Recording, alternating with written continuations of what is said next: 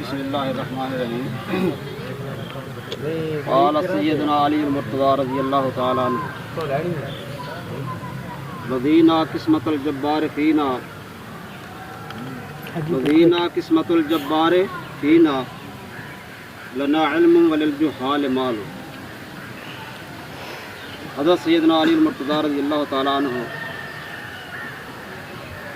آپ کے ہمارے آقا، ان کا فرمان آپ کے سامنے شعری شکل میں پیش کیا گیا۔ اس موقع پہ مجھے اللہ تعالیٰ نے میرے دل میں ڈالا ایک عجیب مناسبت کے حساب سے بہتر لگتا ہے کہ ان کا فرمان آپ کے سامنے پیش کیا۔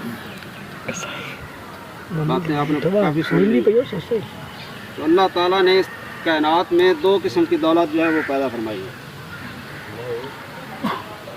ایک دولت جو آپ سبھی جانتے ہیں، روپیہ پیسہ، دنیا کا مال و زر، ایک یہ دولت ہے، اور دوسری دولت جو ہے وہ علم ہے، جس کو بہت ہی کم لوگ جانتے ہیں کہ یہ بھی کوئی دولت ہے۔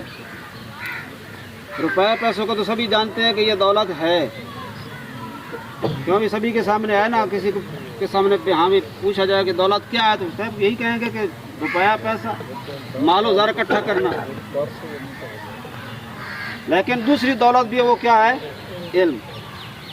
ان دونوں میں سے بہتر کون سی دولت ہے؟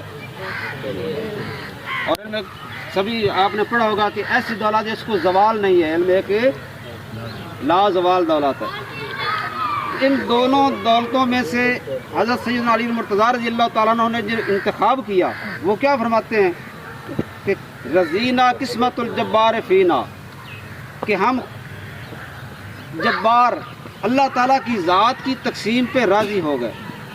ہم اللہ تعالیٰ کی تقسیم پہ راضی ہو گئے کہ اللہ تعالیٰ نے تقسیم کی دولت، دو قسم کی دولت، کسی کو علم دیا، کسی کو مال دیا۔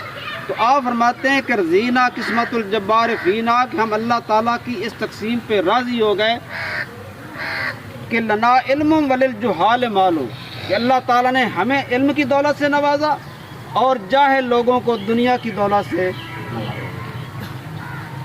تو ان کے اس شعر کے مفہوم قول کے مطابق جو دنیا کا مال و دولت ہے وہ جاہلوں کے پاس بھی ہے، لیکن علم کی دولت اللہ تعالیٰ ہر ایک کو عطا نہیں فرماتا۔ تو اللہ تعالیٰ جس پہ راضی ہوتا ہے اس کو علم کی دولت سے نوازتا ہے۔ تو اس کو آپ معمولی نہ سمجھیں۔ حضرت علی المرتضی رضی اللہ تعالیٰ عنہ اس علم کی دولت پہ راضی ہو کر کیا فرماتے ہیں کہ وہ دنیا کی دولت ہے، وہ جاہلوں کا مال ان کے پاس ہے، لیکن اللہ تعالیٰ کی تقسیم پہ راضی ہو کہ اللہ تعالیٰ نے ہمیں علم عطا فرمایا۔ اور یہ دولت اللہ تعالیٰ کن کو عطا فرماتا ہے؟ جو علم سے محبت کرتے ہیں، علم سے محبت کرتے ہیں، اہل علم سے محبت کرتے ہیں، علم کی قدر کرتے ہیں، اہل علم کی قدر کرتے ہیں، اور اس جگہ کی قدر کرتے ہیں جہاں پہ علم کی دولت بانٹی جا رہی ہو۔